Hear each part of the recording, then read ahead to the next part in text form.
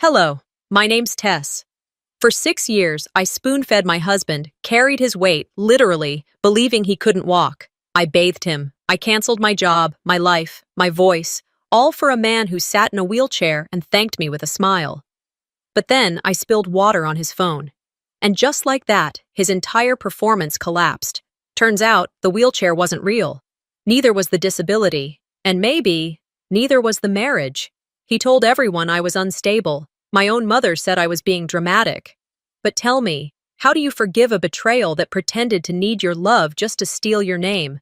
And if that's the truth, then what does that make me? It was still dark when I cracked the bedroom window open that morning.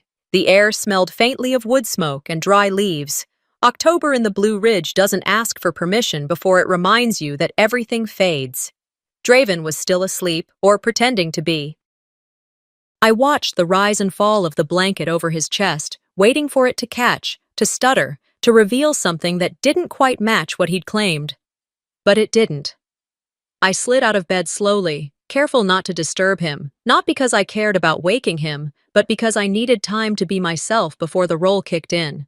My slippers found the same grooves in the hardwood floor they always did.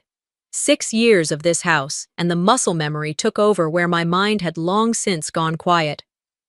The kettle was already on the burner before I even thought about tea. I grabbed his medication bottles, lined up on the counter like soldiers, and placed 2 pills into the small porcelain dish next to the oatmeal I'd started cooking. He liked his with cinnamon and too much sugar. He'd say it was for morale. By the time I brought the tray to the bedroom, he was awake. Head propped against the pillow, phone in hand, thumb moving like it always did, smooth, practiced, too fluid for someone supposedly limited on his left side. "Morning," he said without looking at me. His voice was thick, like he'd just woken up, but I didn't buy it anymore. "Morning," I replied, setting the tray beside him. I handed him the tea. He took it with his good hand, but I noticed he adjusted the pillow behind his back with the other. He didn't think I saw it. Maybe I wasn't supposed to. I reached for his hand before leaving the room. Maybe out of habit, maybe out of hope. He pulled it back just slightly, enough for me to catch it, but not enough for him to call it deliberate. I smiled to cover the sting and walked out without a word. Later, while washing his urinal in the bathroom sink, I caught my own reflection in the mirror. I looked like someone I might have pitied once. Not unhappy exactly, just blank. The kind of woman who folds herself small so someone else has room to stretch. Around 9, the phone rang. My mother's name flashed across the screen. I wiped my hands on the towel and answered. "Hey, baby," she said brightly. "How's our soldier today?" "Still breathing," I answered. She chuckled like that was cute. "Well, you're the glue, honey. I don't know how you do it. Most women wouldn't last this long." "That's why the Lord chose you." I didn't say anything. "You still coming to the church event Sunday? You don't have to stay long. Just show your face. You know people ask about you when you're not around. And wear that cardigan I got you. It covers your arms better." She meant well. She always meant well. But meaning well never stopped someone from building your cage. "I'll see how things go," I said. "Okay, sugar. Love you." "Love you too." I stared at the wall for a long time after hanging up. I wasn't sure if I was tired, numb, or just floating somewhere in between. By midday, I had just finished scrubbing the dishes when I heard his voice from outside. "Tess, you leave the hose out again. Porch is soaked." I sighed, grabbed the towel off the rack, and stepped outside. The sun had pushed through the clouds, making the porch boards shine wet and slick. Draven's wheelchair sat under the awning where he liked it, armrest propped up, phone resting just on the edge. As I reached for the hose, my elbow brushed the chair, and the phone slipped off the edge. It landed screen down in a shallow puddle. I gasped instinctively, picked it up, and started wiping it with the towel. That's when it happened. The screen lit up from the side pressure of my thumb. A voicemail icon blinked, and then, without me pressing anything, the message played. "Babe, sorry I missed last night. You know how she is. Text me when she's asleep." My hand froze. My ears rang. My breath got caught somewhere in my throat. She text me when she's asleep. It wasn't the words. It was the way they were said, casual, intimate, like I didn't exist, like I'd never existed. I turned toward the porch. The chair was empty. Draven had gone back inside. I stood there, clutching the phone, water dripping from my wrist onto the deck. The world hadn't shifted, but something inside me had. Inside the house, the sound of a drawer closing snapped me back. I tucked the towel under my arm, turned off the hose, and walked back in like nothing had happened. He was in the kitchen, back in his chair, humming some old country tune under his breath. "Tea?" he asked, like he hadn't just shattered the ground I walked on. I nodded.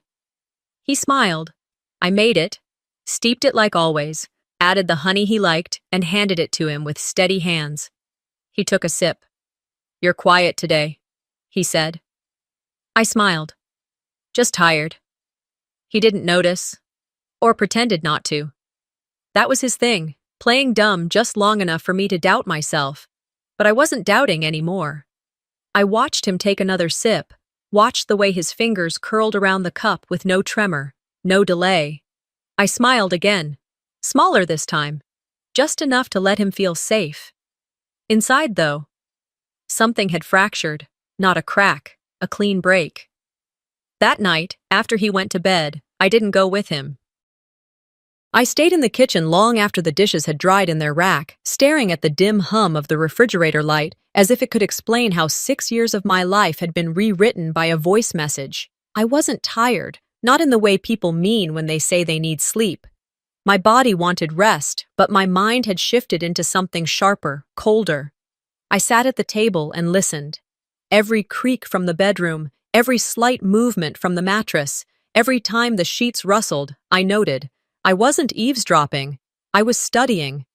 He slept like someone who had nothing to worry about, limbs relaxed, breathing even.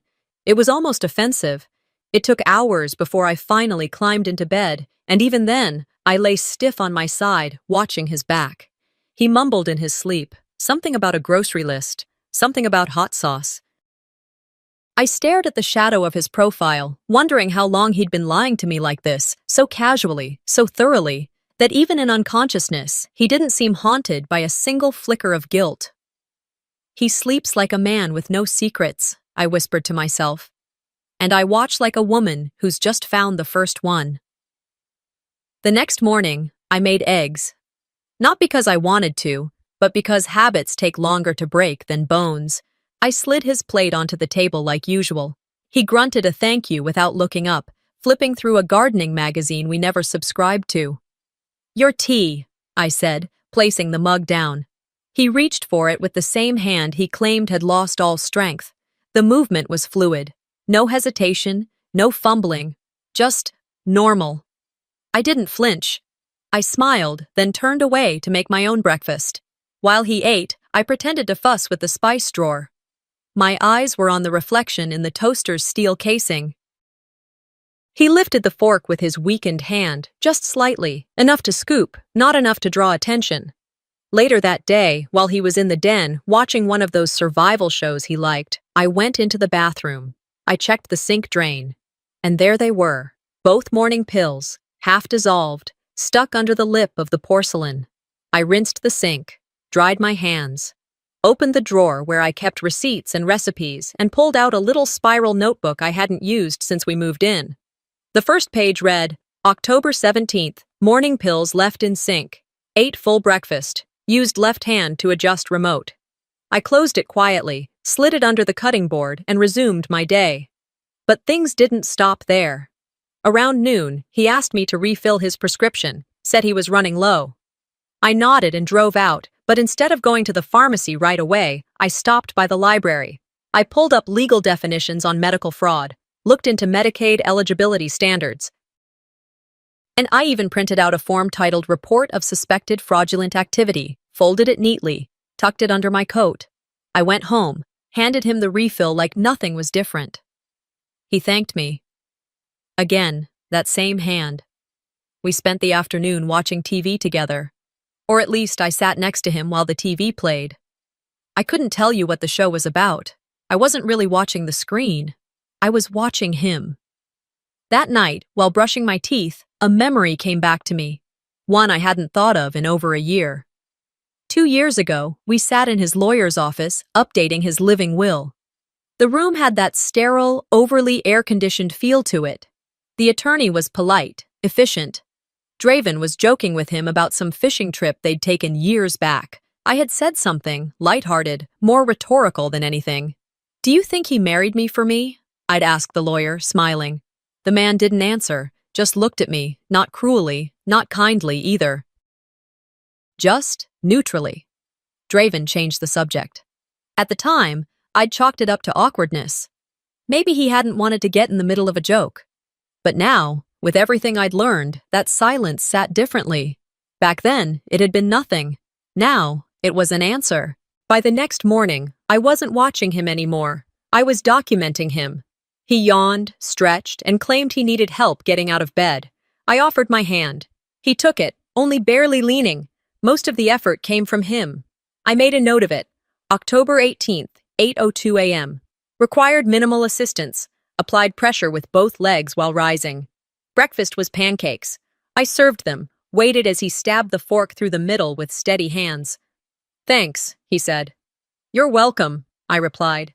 He smiled at me like he always did, like nothing had changed. I smiled too, but I held the plate just a second too long before setting it down. The notebook was now my daily ritual. I kept it close.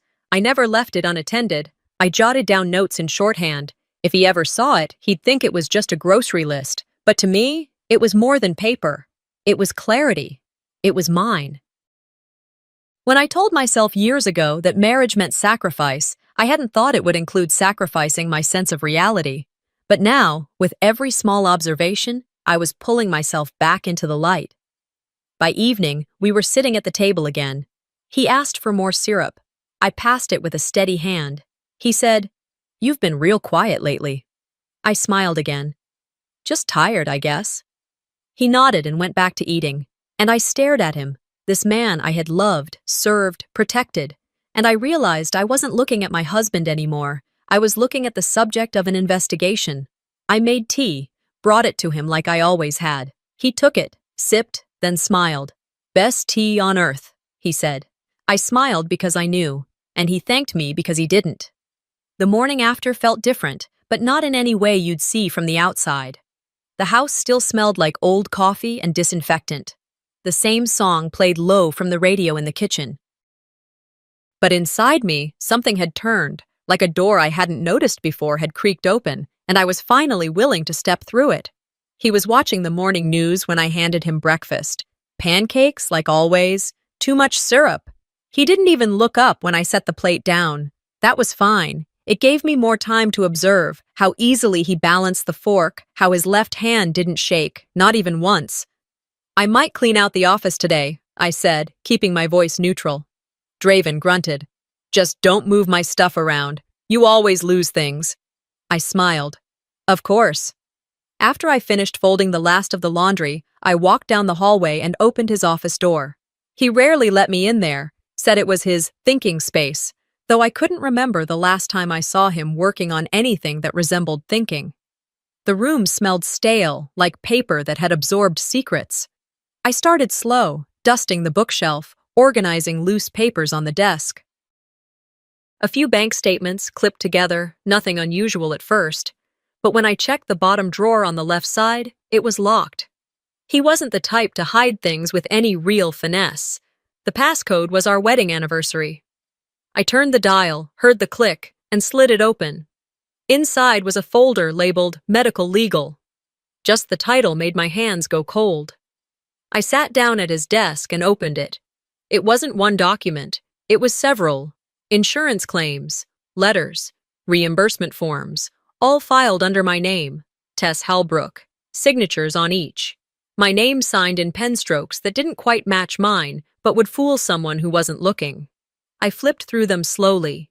A claim for medical transport, another for a specialized wheelchair, physical therapy invoices, home modification expenses, all totaling over $100,000. And none of it was real, not the therapy, not the modifications, and certainly not my consent.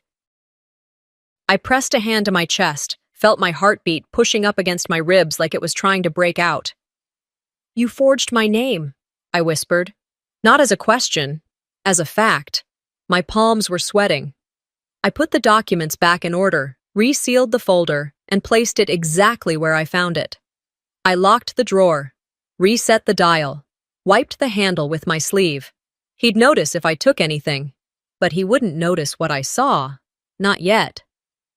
By the time I walked back into the living room, he was dozing in his chair, remote dangling in his hand. I told him I needed to run errands, pick up a few things from the pharmacy. He didn't even glance at me, just said, "Don't forget the dish soap. The cheap one works just as good." I drove straight past the pharmacy. My hands were shaking on the steering wheel. I didn't know exactly where I was going until I turned into the public library. The parking lot was half full, a few retirees reading newspapers near the windows. High schoolers glued to their laptops. I sat at one of the public access computers in the back corner, logged in, typed slowly. How to report medical insurance fraud anonymously. I read through 3 government sites before I found the correct form. I downloaded it, printed it, folded it twice, and slid it into my purse. Then I searched another term. Can someone sign insurance forms for you without permission? The answers were all the same, not legally. And then, what if someone lists you as mentally unfit without medical diagnosis? That led me down a new rabbit hole. Guardianship, durable power of attorney, medical consent, override. My breath hitched when I saw one phrase. A spouse may petition for legal authority in cases where the partner is deemed emotionally unstable or mentally diminished, provided supporting documentation is submitted. I closed the browser, walked out without checking out a book. Back in the car, I sat for several minutes before starting the engine. I didn't go home, not yet. I drove to the insurance office instead, a beige building on the west side of town where the blinds never opened and the carpet still smelled like the early 2000s. The woman at the front desk was kind, middle-aged, glasses on a chain. Her nameplate said, "Joanne." "I'm just here to make sure my account is current," I said, smiling like I had nothing to hide. She pulled it up on her screen, typed for a moment, frowned. "You're Tess Halbrook, right?" "Yes." "Huh. We had you marked as inactive for a while due to your condition."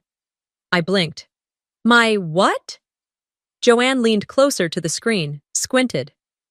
"It says here, emotional instability, prior suicidal ideation, not advised to make independent legal or medical decisions." My throat went dry. "Can I get a printout of that?" I asked. "I'm not sure I'm allowed to." I nodded. "Of course. Sorry. I just didn't know that was in there." She smiled politely, but her eyes had changed. She saw me differently now. I walked out before I said something I'd regret. Back in my car, I gripped the steering wheel harder than necessary. My hands left prints on the leather. That's how he did it. That's how he explained things when people asked why I didn't sign the documents, why he had to manage everything. He didn't just lie to me. He erased me. "I stopped being someone with rights," I whispered. "I became someone with a role, and he wrote the script." For 6 years, I thought I was the caregiver, the stable one, the one holding it all together. But in the paper trail he'd left behind, I wasn't even a person. I was just a prop. I didn't cry. There wasn't time for that anymore. There were more steps to take, more dots to connect. But one thing had become crystal clear. This wasn't about love. It never had been. It was about control. And I was finally done letting him hold the pen. It was late Friday afternoon, just before the golden hour when everything looks prettier than it really is.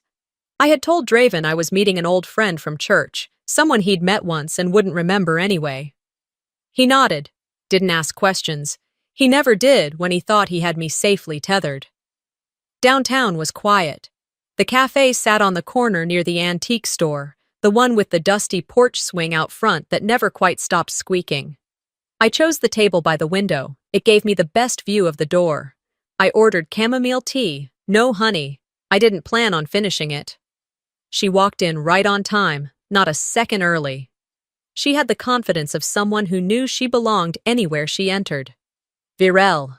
Younger than me, just barely, polished, professional, red lipstick. She spotted me instantly and walked over with that kind of casual certainty you don't fake. "Hi, Tess," she said, sliding into the seat across from me like we were old friends catching up. I nodded. "Thanks for meeting me." She shrugged off her coat and draped it neatly behind her. "You asked. I'm not in the business of hiding." "Of course not." A waiter came over. She ordered an espresso and nothing else. I could already feel the distance she was creating, 2 sips and gone. Like this wasn't worth more than 10 minutes of her time. "I figured it was time we had a conversation," I said, steadying my voice. "Face to face." She smiled, but it didn't reach her eyes. "You heard the voicemail, didn't you?" I nodded once. She stirred her espresso with a tiny silver spoon, then set it aside. "He sleeps next to you," she said, voice low. "But he lives in the world I gave him." I felt the words like a slap, but I didn't flinch. "I didn't steal him," she added. "You abandoned yourself, and he found someone who didn't." That landed harder than I expected. I couldn't argue with it, not entirely, not after the way I disappeared into his needs, our routine, the careful collapse of my identity over time. I looked at her, really looked. She wasn't evil. She wasn't even cruel. She was just unapologetic. "He told me you knew," she added, "that it was unspoken, like some silent agreement between you two. He said you preferred it that way." I laughed once, short and bitter. "He says a lot of things." She picked up her cup, took a sip, and set it down. "I don't owe you anything, Tess. I didn't take anything from you that wasn't already broken." I could have yelled. I could have cried. But I didn't. I just looked her in the eye and said, "Then I guess we're both living in the ruins, aren't we?" She didn't answer that.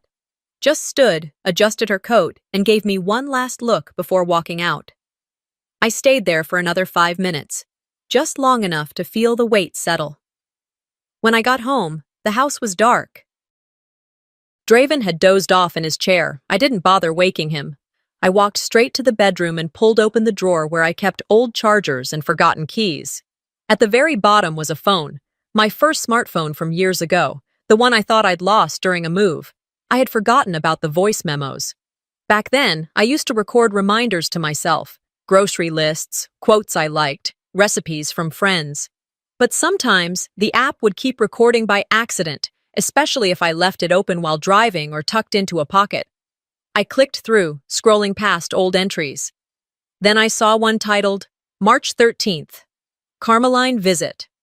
My breath caught. That had been the day she came over while I was out getting groceries. I'd left my phone on the kitchen counter. I pressed play. The recording began with background noise, cutlery clinking, a low hum of conversation, then voices. Draven. "You think she suspects anything?" Carmeline. "She doesn't ask questions. Good girls never do." He laughed. "We keep her soft. Guilt works better than threats." My hand trembled, but I didn't stop the playback. Carmeline again. "She'll stay. She's been trained to. Just remind her who she is when she gets restless." I paused the recording. Rewound. Played that part again. "Remind her who she is." I backed it up. Transferred the file to a cloud folder, then to a thumb drive. Backed it up 3 times. 1 copy on my laptop, 1 on an old SD card, 1 emailed to a new account I'd made that morning under a name no one would recognize. Then, and only then, I deleted it from the phone. But the words didn't go anywhere. They were carved into the walls of my chest now. I walked into the bathroom, turned on the light, and stood in front of the mirror. They had counted on me staying soft, staying sweet, staying silent. They built their strategy around that, and for years, it worked, but not anymore. I opened the notebook I kept under the sink, my record of every slip, every lie, every time his hand had moved when it shouldn't, every pill he claimed to take but didn't. I turned to a fresh page. At the top, in all capital letters, I wrote one word, exit, then I circled it. I didn't know what the plan would look like yet, not entirely, but I knew the next step was mine to make. They needed me weak, so I stayed needed. Now I am neither. The roast had just gone in the oven when I parked in front of my mother's house. The air smelled of rosemary and wet leaves, the kind of Sunday fall scent that made everything seem gentler than it really was. I sat in the car for a moment longer than I needed to, breathing slowly. I wasn't nervous. Not exactly. But I wasn't neutral either. This was the first time I'd seen most of them in weeks. My mother, my older sister, my niece and nephew. And they all thought I was just coming for dinner. What they didn't know was that I wasn't there for a meal. I was there for a reckoning. When I walked in, everyone commented on how refreshed I looked. "You've got some color back, Tess," my sister Leona said, glancing up from her phone. "See what a little makeup does?" my mother added, half compliment, half correction. "Just remember, we don't need eyes on us, honey. Keep it natural." I smiled tightly. My purse rested on my forearm, a little heavier than usual, but I kept it close. No one noticed. They were too busy bickering about who forgot to bring the green beans. Dinner went as dinners usually did. Noisy, scattered, too much talk, and not enough listening. My niece asked me why Uncle Draven hadn't come, and I simply said, he wasn't feeling well. That satisfied her. Kids don't need much detail. Carmeline buzzed around the kitchen, carving the roast like she was performing surgery. She barked orders at Leona and acted like the queen of a very small kingdom. I watched her, quietly, seeing her for what she was, instead of who I'd been taught to see. As we finally sat at the long dining table, the one with the chip in the corner from a Thanksgiving fight years ago, I waited. I let everyone get settled, plates filled, forks clinking, small talk beginning to hum. Then I shifted my purse onto the table, fumbled the clasp, and, accidentally, let the contents spill. Papers scattered across the table, photocopies of insurance documents, falsified prescriptions, and reimbursement records. My name on every single one. Forged. Bold. Undeniable. The room froze. Leona was the first to speak, her fork hovering midair. "What's all this?" I didn't answer her. Carmeline stared down at the nearest paper. She read the heading out loud. Claim for durable medical equipment. Then looked up at me with sharp, narrowed eyes. "Did you bring that here to shame us?" I didn't flinch. "No," I said, evenly. "I brought it here to see who would pretend not to see." No one moved. No one touched their food. "I didn't come here to ask for help. I came to make something clear," I continued. "For 6 years, I've been holding a lie together with duct tape and silence.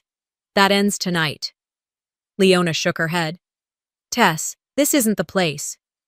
"No?" I asked.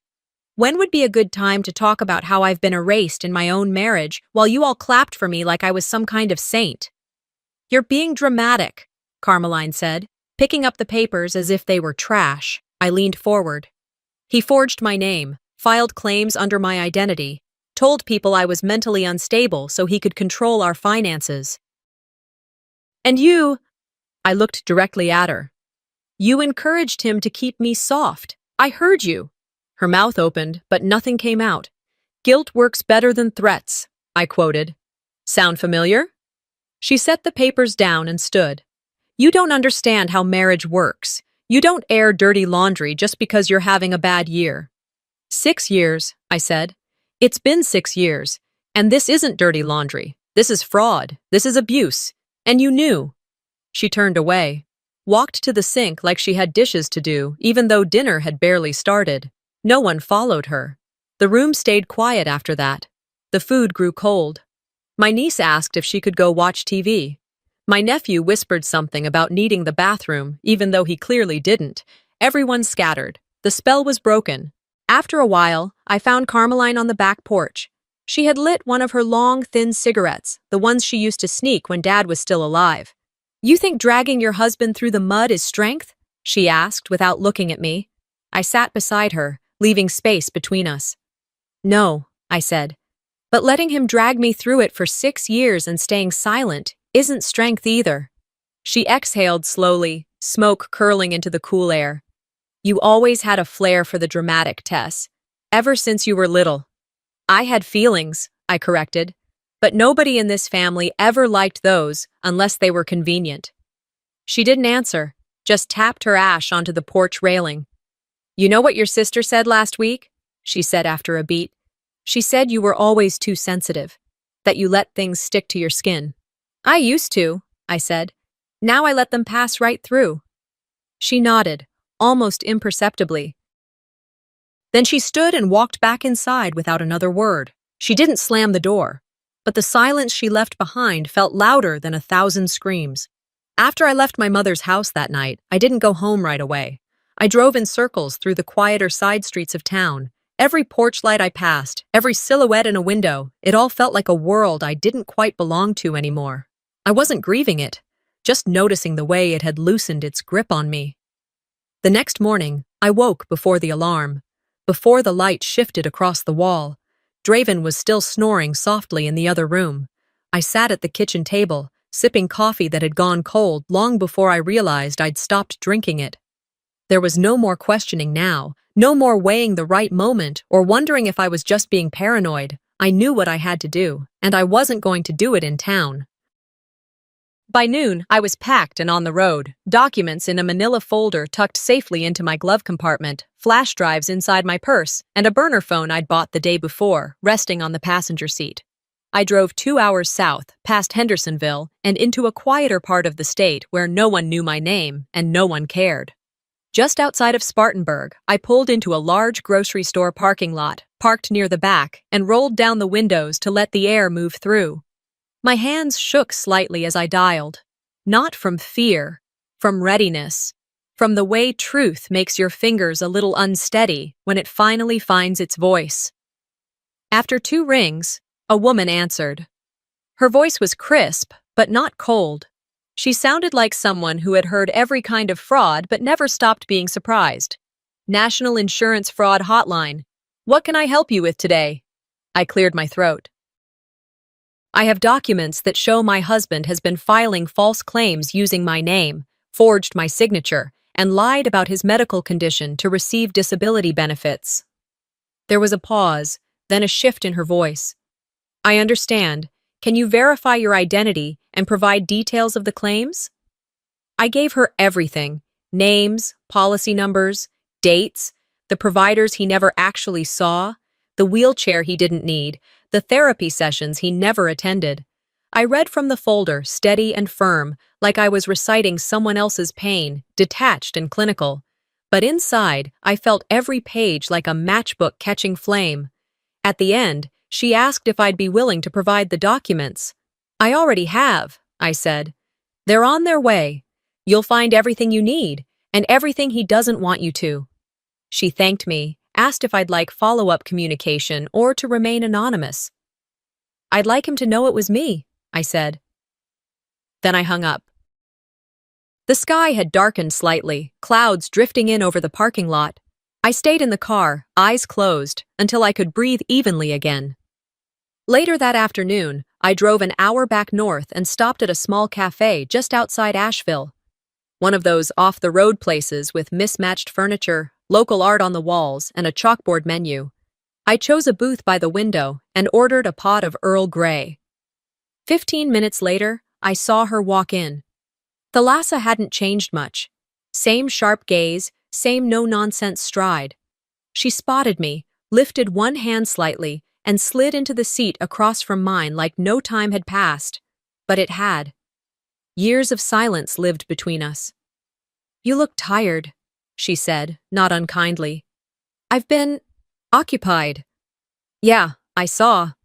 She nodded toward the folder beside me. "This about him?" I nodded. She didn't ask for details. She just reached into her own bag and pulled out a small notebook, then laid it on the table. "I figured you'd call eventually," she said. "Didn't think you'd wait this long." "I didn't think I was allowed to," I admitted. Everything in my life was about not rocking the boat. She leaned forward, elbows on the table. "You don't need to fight like me, Tess, but you need to stop bleeding for people who cut you."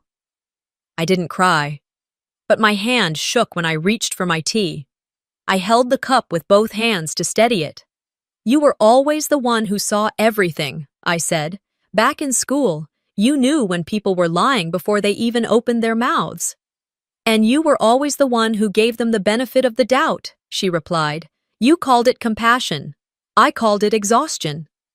We sat in quiet for a while. The cafe had started to fill with early dinner crowds, clinking glasses, a toddler's laughter near the front.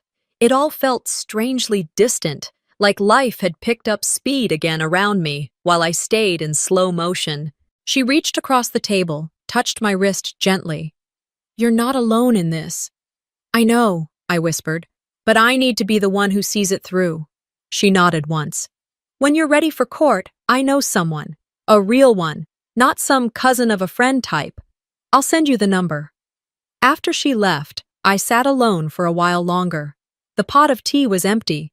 The sun had dipped behind the mountain ridge. I slid the folder back into my bag, gathered myself, and drove home.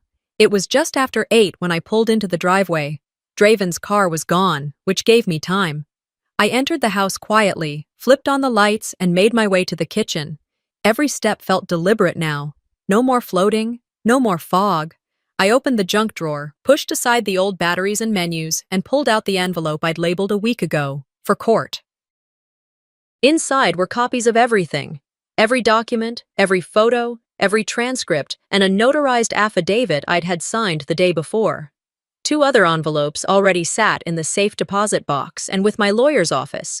1 more was going to Thalassa tomorrow. On my laptop, I double-checked the encrypted folder.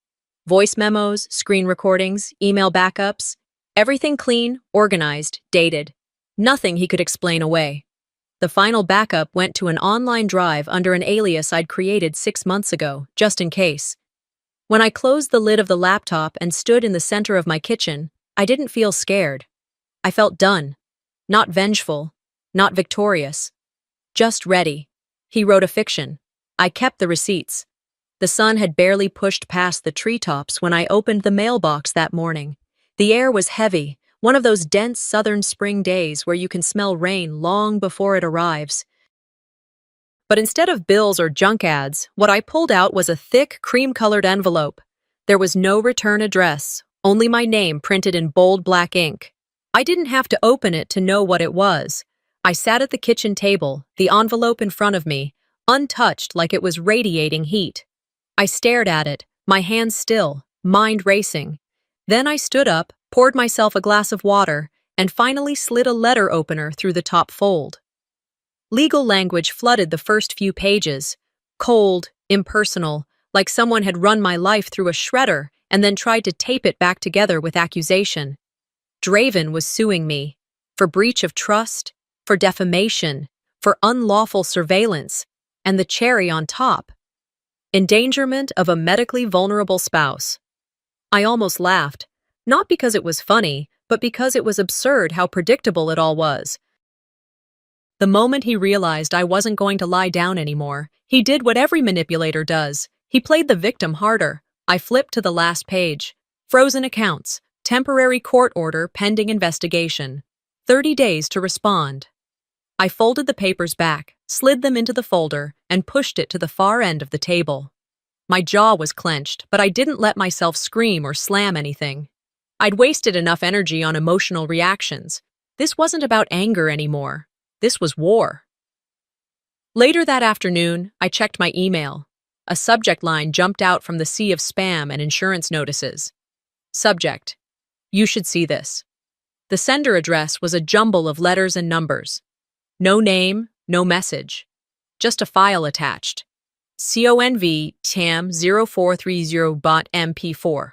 I paused, thought twice, then clicked. The video opened to a grainy security cam angle. A convenience store parking lot. Timestamp: 2 weeks ago, 9:43 a.m. I leaned forward as the screen flickered, adjusting resolution. A silver sedan pulled into frame, the driver's side door opened, and out stepped Draven, not limping, not wincing, not holding on to anything. He walked across the lot like any other man his age, comfortable, quick, alert. A small dog darted from behind a parked car and startled him. He jumped back, both feet, balanced. He looked completely healthy, entirely capable. I watched the clip again, then one more time, just to make sure I wasn't hallucinating. But there it was. Undeniable. This wasn't just circumstantial. This was the moment his whole illusion shattered. I didn't rush to do anything. I sat with it first. Let it settle in me like new truth always does. Then I stood, walked to my desk, and opened my laptop. I forwarded the video to my attorney and the fraud investigator already working the case. No lengthy explanation, just a sentence. This man receives full disability benefits. This was filmed 2 weeks ago. Then I attached the lawsuit as a second file. After hitting send, I stood at the kitchen window. Outside, the wind had picked up. Tree limbs swayed like they were bracing for something. He wanted to bury me in paperwork. I chose fire instead. That night, Draven came home a little later than usual. I heard the garage door open, heard the soft whir of his wheelchair wheels across the hallway tile. He didn't mention the letter, didn't bring up the lawsuit. He poured himself a drink, turned on the TV, and pretended life was moving along as usual. I sat across from him with a cup of tea and said nothing. Not because I didn't have anything to say, but because silence had become my sharpest weapon. When the ad break came on, he looked at me, forced a smile. "I heard from Scott today," he said, referring to our old neighbor. "Said you looked real good the other day, said you've been busy." I sipped my tea. "I have." He nodded, like that answered something. Then he added, "Just so you know, all this could have stayed simple, but you made it ugly." I met his eyes. "No, Draven, you made it a lie. I'm just pulling back the curtain." For a second, just a blink, something flickered behind his expression. A crack. Not guilt, not remorse, but something close to fear. Then it was gone. He turned back to the screen. "I don't lose, Tess," he muttered. I stood up, picked up my empty mug. "You already did," I said softly. "You just don't know it yet." I went upstairs, shut the door behind me, and took out my notebook. There was only one chapter left in this story, and I was finally holding the pen. It was barely 7 a.m. when I arrived at the courthouse. The sky was still smudged with morning fog, and downtown Asheville hadn't fully woken up yet. I sat in the car for a few extra minutes before going in, watching a man sweep the steps near the side entrance, his broom moving rhythmically as if nothing ever happened in the world worth rushing for. The courthouse wasn't grand. It wasn't the kind of place you see in movies with marble columns and echoing chambers. It was just another government building, stale carpet, faded flags, elevators that hummed too loud. But today, for me, it felt like a final gate I was walking through, one that didn't open back in the same direction. Draven arrived 15 minutes late. Of course he did. He came in with a neck brace and his wheelchair, just like always, rolling slow, stoic face, that same polished fake humility he used at family dinners when he wanted people to say how strong he was. He didn't look at me. I didn't look at him. We sat on opposite sides of the room like we always should have. My lawyer whispered something I barely heard, something about the judge being fair and keeping responses brief. I nodded. I wasn't there to perform. I'd already done enough of that for 6 years. The clerk called us to rise. The judge entered, mid-60s, lean frame, gray hair swept back, glasses low on the bridge of his nose. He looked like someone who'd stopped being surprised by human nature a long time ago. After preliminary remarks, the prosecutor stood. Without much ceremony, he reached for the remote, pointed it at the monitor in front of the bench, and played the video. The clip was short. 30 seconds, maybe a little more. A silver car. A man exiting. No limp, no cane, no pause. Then the moment. A small dog barking, Draven flinching, leaping back, perfectly balanced, no sign of physical compromise. Silence followed. No gasps, just tension, the kind you feel in your ribs. The judge leaned forward, tapped his pen twice against the file. "This video is dated within the period listed on your disability filings," he said slowly, almost conversationally. "Is that correct?" Draven's attorney adjusted his tie. "Your Honor, we are not disputing the timestamp, but the context of—" "That wasn't the question," the judge interrupted, eyes still on the screen. "Is the date accurate?" "Yes, sir," the attorney said quietly. The judge turned his gaze to Draven, who looked down at his lap like the floor might offer a better defense than his counsel ever could. I didn't smile, I didn't twitch. I didn't need to. My stillness was the loudest thing in that room. The judge clicked off the video and set the remote down. And after a short recess, we were brought back for my testimony. I didn't want to speak, but when the judge offered me the floor, I stood. I didn't shake. I didn't read from a note. I just said what needed saying. I didn't come here for revenge, I began, voice calm, steady. I came here to end the lie that's been living in my house and wearing my name. A pause. I took care of a man for 6 years. I wiped his face. I spoon-fed him oatmeal. I defended him when people whispered. I made myself small so he could feel big.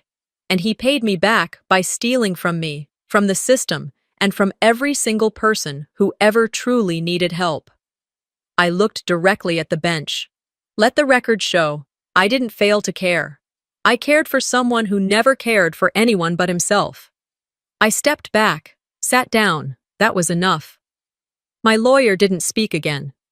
The judge didn't say much either. He just wrote, then looked up. There is sufficient cause to move forward with full charges on insurance fraud, falsification of legal documents, and abuse of fiduciary duty, he said, tone even, almost bored. The motion to pursue civil defamation against Ms. Halbrook is denied. That claim is dismissed with prejudice. Draven's attorney opened his mouth, closed it, and just like that, it was done. The bailiff said something. The session adjourned. The next case number was called. People stood, moved, chattered, but I didn't hear any of it. I walked out without a word, didn't glance at the man who'd once shared my bed, my meals, my life. He didn't call after me. He didn't try to follow. Out in the hallway, I exhaled for what felt like the first time in months. The air tasted different, sharper, like it belonged to me again. I kept walking, past the security checkpoint, past the double glass doors, into the sunlit sidewalk where the world looked exactly the same as it had before. Only it wasn't. A small boy tugged at his mother's hand near the corner. A city bus rumbled by. Somewhere, a church bell rang out noon.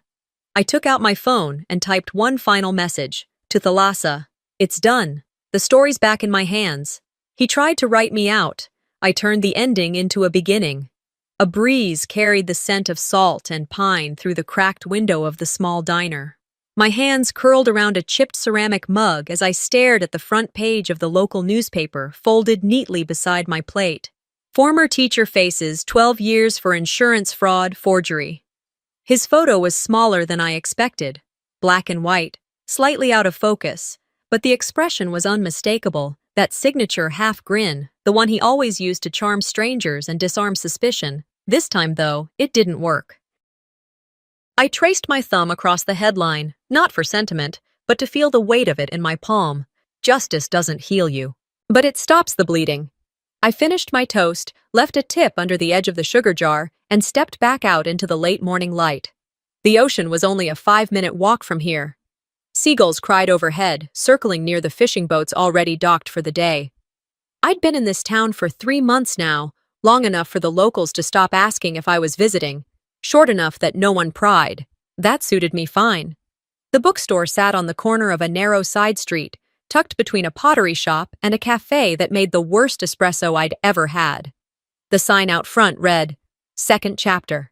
It still made me smile every time I unlocked the door. I kept the store small, on purpose. A few hundred titles, mostly second-hand. The air smelled of worn pages and lemon oil. The wooden floors creaked in places, the way old truths sometimes creak when you finally walk on them without fear. That afternoon, a young woman, maybe mid-20s, wandered in. She looked around, running her fingers along the spines on the fiction shelf. "What's with the name?" she asked, voice light but curious. "Second Chapter?" I didn't hesitate. "Because I survived the first one," I said. She smiled, nodded, and kept browsing. Behind the counter, just under the register, sat a handwritten sign I'd taped to the wood my first week here. Simple, in black ink. "We don't sell books. We pass on stories."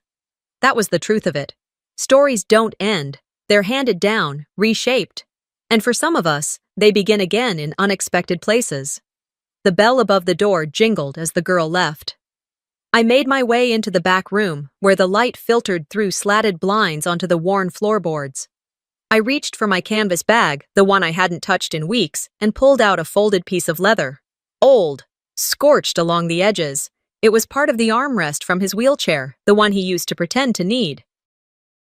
The one I had pushed through hospital hallways and across parking lots, believing every silent moment was a sign of suffering I was supposed to soothe. I carried it with me when I moved, not out of nostalgia, but because some ghosts need to be seen before they're set free. I walked to the beach at sunrise the next morning. The sky was painted in soft oranges and deep blues. My boots left shallow prints in the sand as I headed toward a driftwood log near the waterline. I knelt, placed the leather carefully onto the damp sand, poured a bit of lighter fluid from a flask I'd brought, and lit a single match. It caught immediately. The flame danced in the wind, stubborn and bright, curling the edges of that fake life until it blackened, then disappeared. "He's not coming back," I said aloud, "and neither is who I used to be." When the fire burned itself out, I sat for a moment longer. The tide crept closer, inching toward what little ash remained. I didn't stop it. Back at the shop later that day, a box of donated books waited on the stoop. Someone had left a note. "Thought these might fit your shelves." I carried them inside, poured myself a cup of tea, and began sorting. A hardback fell open in my hands to a dog-eared page. I paused, reading the passage there about a woman who planted a garden in the ashes of her old house, saying it was never about what burned, but what grew after. I smiled, closed the book, placed it front and center in the window display. In the quiet of the afternoon, I took stock of my shelves, then of myself. I still dreamed of the old house sometimes, of the hallway where I once stood, breath caught in my chest, waiting for the next excuse, the next moment of peace that never came. But now I wake up before the ending. And I don't go back to sleep. I didn't win by escaping what he did. I won by refusing to carry it with me. Some stories don't end with a clean break. They end with a quiet decision to stop carrying what was never yours to begin with. Tess didn't win because she exposed him. She won because she walked away whole, without needing his apology. Have you ever forgiven someone, not for them, but for yourself? If stories like this speak to you, don't forget to subscribe. We share real, emotional journeys every week because healing begins when the truth is told.